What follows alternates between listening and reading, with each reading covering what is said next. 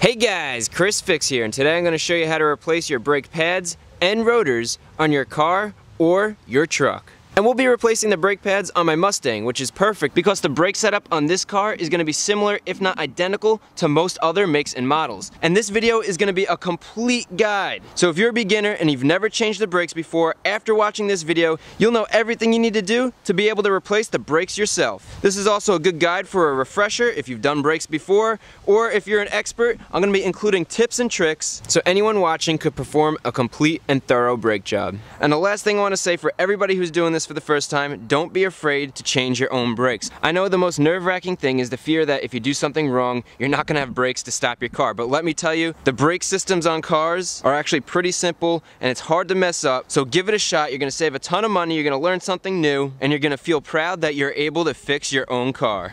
And before we begin, I want to thank Advance Auto for helping out and supplying the brake pads and rotors for the video.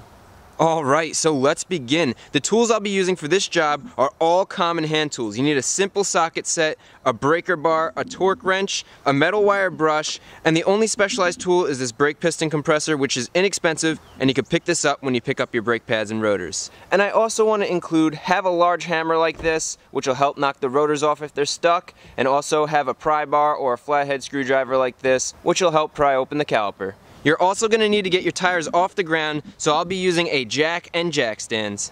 And those are all the tools you're going to need. As for consumables, you're going to need some copper anti-seize, silicone paste, brake cleaner, and thread locker. And finally, you'll need some brake pads and rotors. I prefer getting ceramic brake pads. They are a little more expensive, but they have less dust, and they tend to last longer compared to the semi-metallic pads. And make sure when you get your brake pads, it includes the brake hardware, which is important for doing the complete brake job. And for rotors, I like using a regular blank rotor. While drilled and slotted rotors are nice, they will eat up your brake pads a lot quicker. So for the street, this is perfect. And that's all you need, so let's begin. There are 4 simple steps to changing your brake pads and rotors. First, you want to safely lift the car off the ground and then remove the wheel. Second, remove the brake pads, unbolt the caliper, and remove the rotor. Third, put the new rotor on, reattach the caliper, and install the new brake pads. And then fourth, put the wheel on, lower the car to the ground, and go test those brakes. So let's get started. Since we're replacing the front brakes, the first thing you're going to want to do is lift the front end off the ground. But before we do that, you're going to want to grab your wheel chalk, in this case I'm using a piece of wood, and chalk off the rear wheel so your car won't move. And before we lift the tires off the ground, we want to crack all the lug nuts so they're loose, because if you're trying to do this when the tire's off the ground, the wheel's just going to spin. If you're not sure where to jack up your car from, go check out the owner's manual. In here they give you instructions and they show you exactly where they recommend you jack the car up from. Since you replace brake pads in pairs, we're going to be doing both front brake pads. So I like jacking the car up from the middle so both tires raise up at the same time. And the best way to lift up both front tires is by jacking it up from the front cross member. This is a thick piece of metal and it supports the whole front suspension. And with the car in the air, slide your jack stand underneath the car. And I try to just stick my arms underneath the car when I move the jack stand. Don't put your whole body under the car. You don't want to be under the car until the car is securely set onto the jack stands. Now when looking for a place to put your jack stands, this right here is the floorboard. If you put it here, your jack will go right through the floor into your car. What you're looking for is you want to find a thick piece of metal frame just like this right here. And you can find the same exact spot on the other side. And after both jack stands are in place, slowly lower the car down so that the jack stands securely support the car. And just as some backup, I like to set up the jack so there's some light pressure on that cross member. And the last thing I like to do is give the car a good shake and make sure that it's stable and doesn't move. And with the car safely lifted off the ground, we could remove the lug nuts and remove the wheel. And another thing I like to do for extra safety is slide that wheel underneath the frame. That way, in worst case scenario, you have something solid there and the car won't drop all the way down. Alright, so now we have access to our brakes. So now we want to remove the old brake pads and our old rotor. And in order to do that, we need to get access to the bolts behind the caliper here. But we want to work with the car and make the job that much easier. So get in the car and turn the steering wheel so the bolts to the caliper are more accessible. And now it's that much easier to get to the bolts. The first thing we're going to do is we're going to remove the brake pads, and in order to do that, we're going to go and remove this bolt right down here, which is going to allow our caliper to pivot upwards like a clamshell, and then we can pull the pads out. Normally these bolts use a regular socket, but in this case we have a Torx bolt, so we're using a T50 Torx. And I start off with the breaker bar every time just so you could break these bolts loose easily. And then once you use your breaker bar to break the bolt loose, you could use a regular ratchet to loosen it up the rest of the way, and it'll come right out. And you can see the blue Loctite on the threads, so we'll be sure to add some when we screw this in later on. Now we could pry open our caliper, which might take a little force, and then remove our old brake pads, and they'll come right out just like that. So for this brake caliper, we just had to remove that one bolt right down here. But on other brake calipers, there's also another bolt right up here that you could remove to take this whole clamshell off. In this case, all you have to do is lift this up like that, and the caliper slides right out. And with the caliper removed, you don't want the caliper to just dangle by the brake line, because that's how you damage your brake line. So instead, you want to try to find a place to put your caliper where it's out of the way and there's no pressure on the brake line. If you don't have a nice place to leave your brake caliper like that, you could also use a bungee cord or a rope or something to hang it up. Alright, next we want to remove this caliper bracket so we can pull the old brake rotor off. And to remove the caliper bracket, we want to go behind the knuckle, and you can see there's a bolt right up here and a bolt right down here holding this bracket in that we need to remove. In this case, it's a 15mm bolt, and again, start off with your breaker bar so you could easily break these loose. These are going to be the tightest bolts, so they're going to be the toughest to break loose. And again, after we're done cracking the bolts loose with our breaker bar, we could loosen them the rest of the way with our shorter ratchet. And that's one, and now we'll remove the bottom, and with no bolts holding it in, the caliper bracket slides right out. Now we're going to remove the brake rotor, and you want to make sure that the brake rotor isn't being held in by a screw. In this case, there's nothing holding it in, so you could try wiggling it off, but just as I figured, it's rusted to the hub. So to remove the rotor, we're going to be using a large hammer. And you want to use a pretty good amount of force, and hit the outside edge of the rotor, spinning the rotor as you go, until it breaks loose.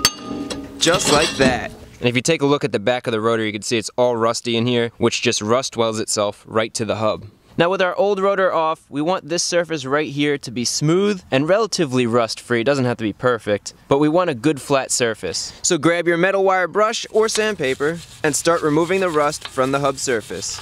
It's also a good idea to use eye protection and a dust mask while you're doing this. You want to have a smooth surface for your new brake rotor so it can mount flush against the hub.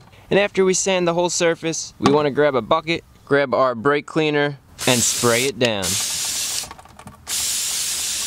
And since we're cleaning things up, now's a good time to clean up our caliper bracket.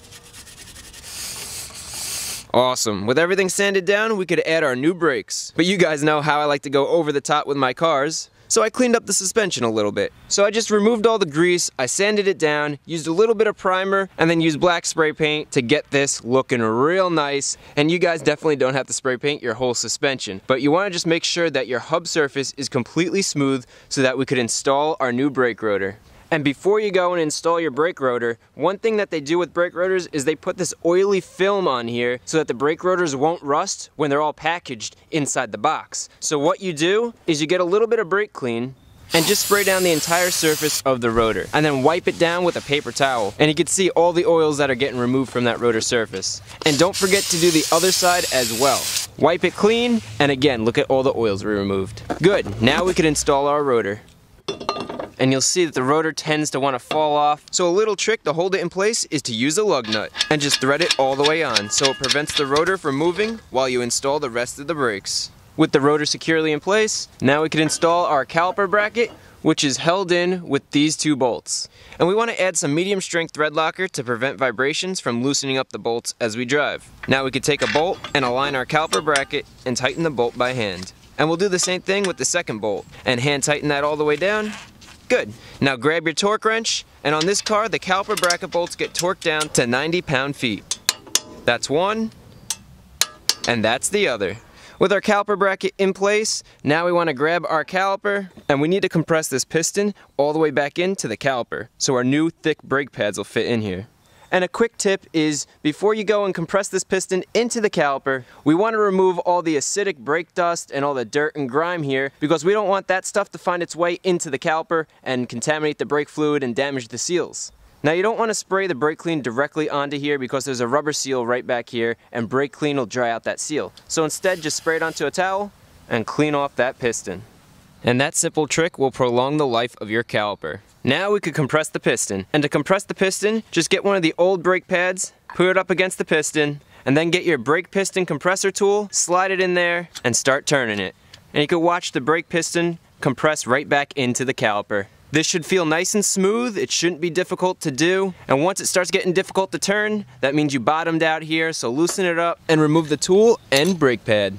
Now there are some pistons that are solid and have a cross in them, and these pistons need to be turned to compress, and they make an inexpensive tool for that. This is most common on the rear brakes, but I just wanted to show you in case you encounter this. So with our piston compressed, now's a good time to add our new brake hardware. For this caliper, we only have one brake clip that goes right there, so I'm just going to use a screwdriver and pop this out. And the old one was oriented like that, so we'll install our new one in the exact same orientation. Good. And with the piston compressed, our brake clip in, and our caliper bracket on, we're ready to install our brake pads. But before we do that, we need to lubricate the brake system.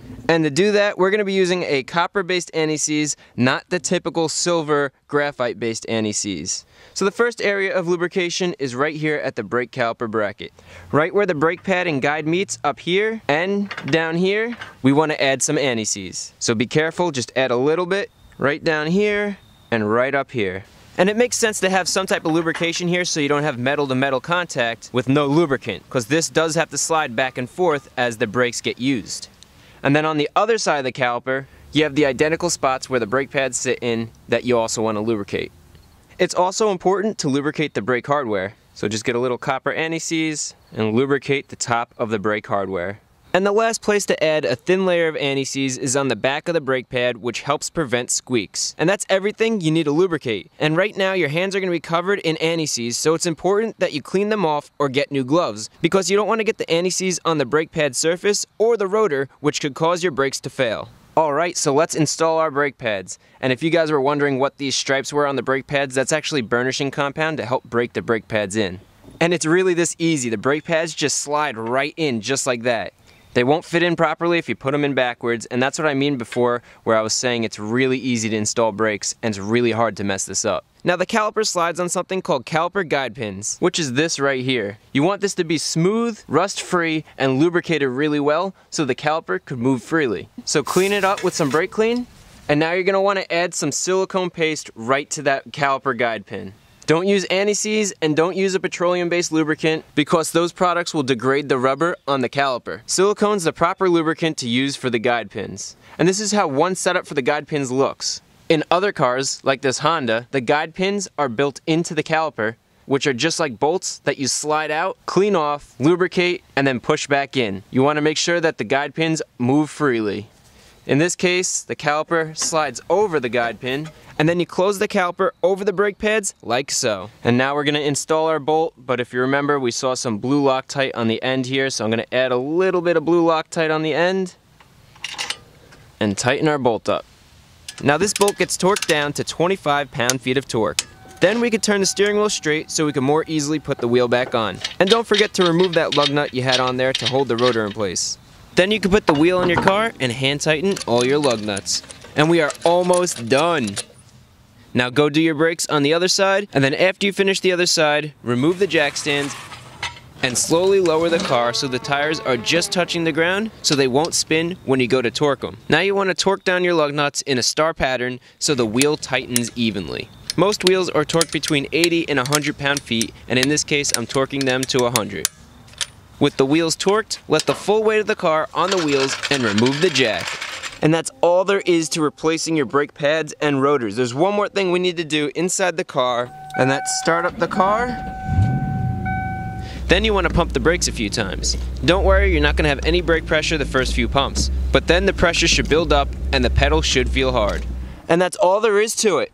So now after watching this, you'll be able to change your own brakes, so go out there and give it a try. And if you do change your brakes after watching this video, let me know in the comments below. As always, hopefully the video is helpful. And if you're not a subscriber, consider subscribing for more how-to videos just like this. And finally, the products I used in this video are linked in the description.